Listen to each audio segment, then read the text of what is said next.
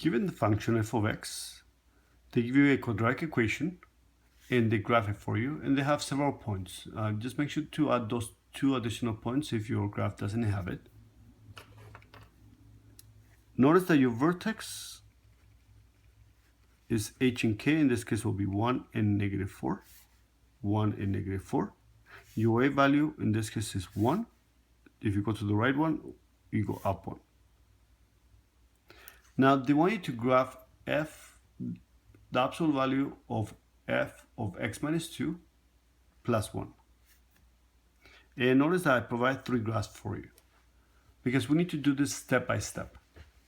Just like our order of operations, I first need to take care of the -2.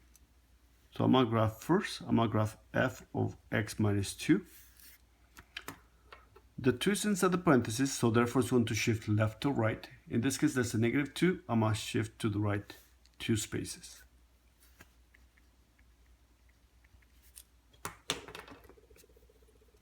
So therefore, I'm going to start with my vertex. My vertex is located here.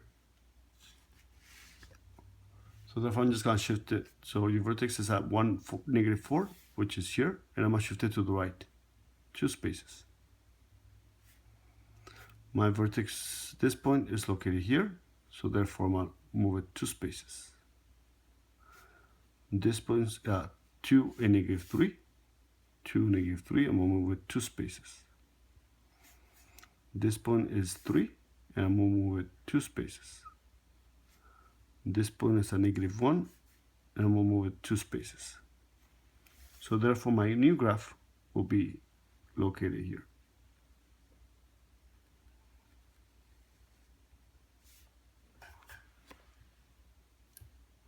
Now I need to be able to write the equation as well. -2, so therefore I'm a -2 inside as well. If there's a -2 inside, you just -2 inside as well. So your new function will be x minus 3 square minus 4. So the -2 gives you -3. And we'll call that g of x. It'll be f of x minus 2. Now, the next thing that I need to do, I need to work with the absolute value, and then I'll take care of the 1. So therefore, let's graph absolute value of f of x minus 2. And this is absolute value as well. Now remember, with the absolute value, basically all the negative values become positive. So this point will be located here, and this part of the graph will stay exactly the same. 1, 2, 3, 4, 5. 1, 2, 3, 4, 5. This point here will stay the same, and this part of the graph will stay exactly the same, or as much as you can.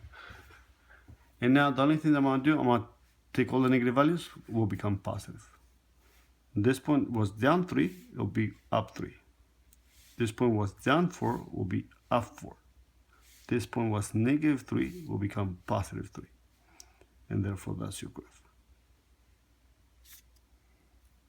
Now to be able to write down the new equation, the only thing that we can do is can just place the absolute value outside.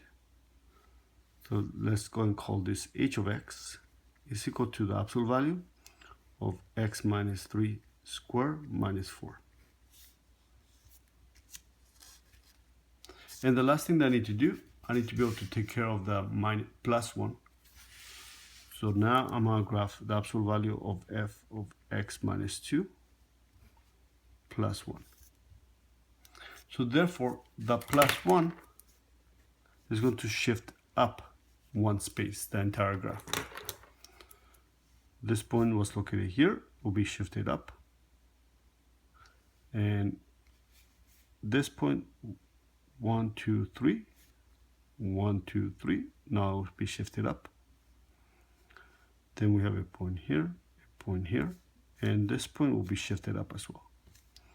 So therefore, that's part of your graph, and then goes up, and goes up. And that's your graph. Now to be able to write down the new equation, the only thing that we can do is k of x, we'll give it a different name, will be the absolute value, x minus 3 squared minus 4 absolute value, then a plus 1.